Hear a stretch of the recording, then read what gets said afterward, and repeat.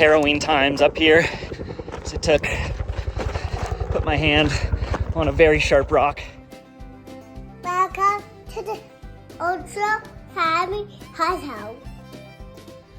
Adventure run on tap today, going up Mount Superior, which is going to be a nice little scramble with Caleb Olson, Precision teammate, Nike teammate, Team USA teammate, and the champion of the Western States 100 2025, which is pretty incredible.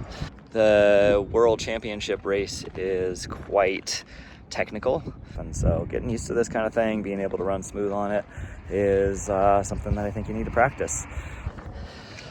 Making our way up. Dude, this is one of the more efficient ways to get invert in the Wasatch. Yeah, what's the vertical for, like, the best vertical for a mile? The most vertical for 1 mile? During this? Yeah. You gain most of it. Like, if you started the mile when we get on this ridge and like lapped your watch, it's probably about a mile to the top. We gain about 2,700 or something. Dang. It's hefty. Yeah, that's legit. On your watch, it'll probably show up as gaining like 2K because more graduate stuff before. Well, I saw on your Strava too that you had moving time of 1.5 hours. Yeah. But also, I think the activity was, the activity was like 2 hours, 2.5 hours. Yeah, it's just because it doesn't count your moving time when you're going really slow on a Yeah. All right, Caleb, tell me about the training theory behind a workout like this. All right. The idea is that as runners, we get too used to the same motion all the time, and you can increase mobility and strength by mixing it up with some scrambling, doing some big reaching, lunging motions, open up that hamstring, those hips, and that way prevent injury and build strength. True mountain yoga. And also, I'd like to interject there that it's one thing to be a runner, and it's another thing to be an athlete. And there's something to being and feeling like an athlete who can move smoothly in mountainous terrain, depending on what you're wanting to do. But that's why it always chaps my ass when all these road athletes are like, I could be a trail runner. Like, depends on what kind of trail runner you mean by that. They could be a JFK runner. You can be a JFK runner. So who wants that? I don't know if you can necessarily do this. Some of them maybe. Just depends on the person and how committed they are to the skill of trail running as much as the fitness of trail running. Take that. There's Suicide Chute, which is one of the classic Wasatch ski lines that I will probably never do. There's Alta, and Snowbird is right behind that rock. Steepness, you just don't do it justice, huh? I guess this part isn't that steep compared to what we've done. Got that. All right, here's a question for you.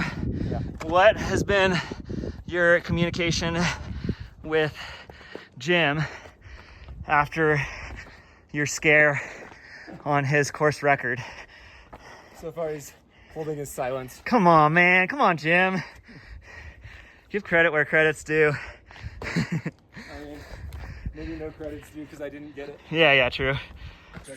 We got to think about course records for a second.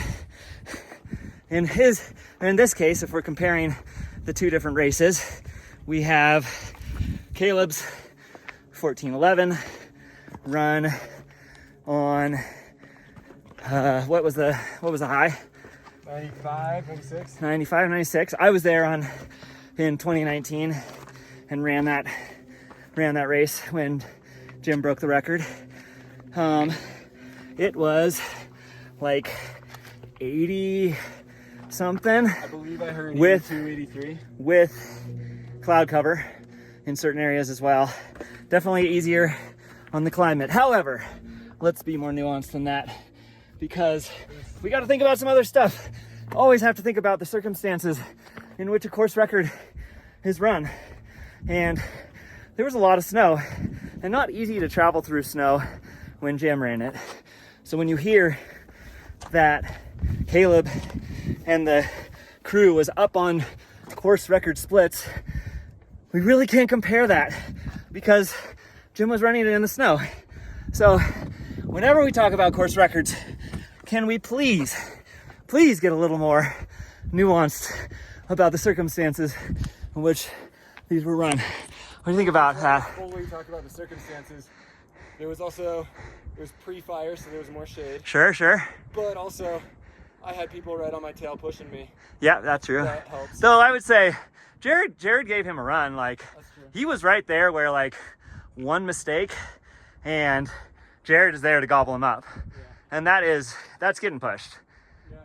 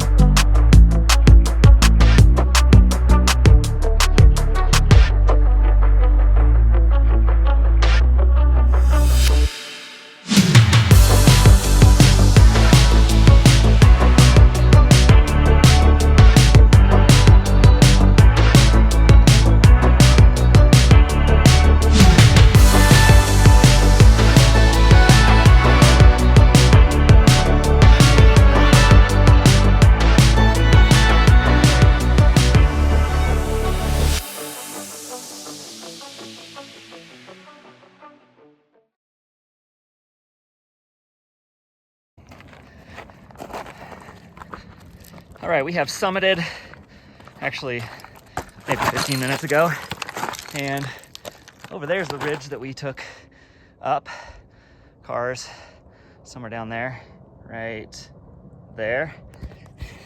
Been a fun little adventure and came out of it unscathed, which is always the goal. From the perspective of a daddy, it's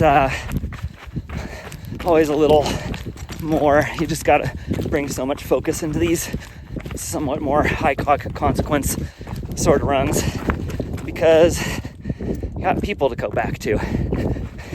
Son, baby on the way, and wonderful wife, and they depend on me, and I love them a lot. And I just slipped. I was just talking about like high consequence. We've got Tyler over here behind the scenes. This is what it takes to get YouTube famous.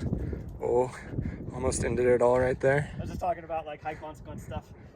And then Harrowing times up here. So put my hand on a very sharp rock and cut it very deeply. So might even need some stitches for this one. Luckily, I don't know if they're up for this, but I did. We did just have dinner with an ED doc yesterday. So I don't know, maybe I can get a fast track. Probably have to go in for urgent care. We'll see what Rachel says. Usually she's of the opinion that it's better to go in than to not go in. Rachel just grab some threads and get you up. Would be nice if Rachel could just do this, and I know she knows how to, but I don't think she actually has the goods to make it happen. Taking the road back down and getting a nice view of the ridge that we ran up, which I think is right at, you can see my bloody hand here, boom, right at 45 degrees. That is a steepie.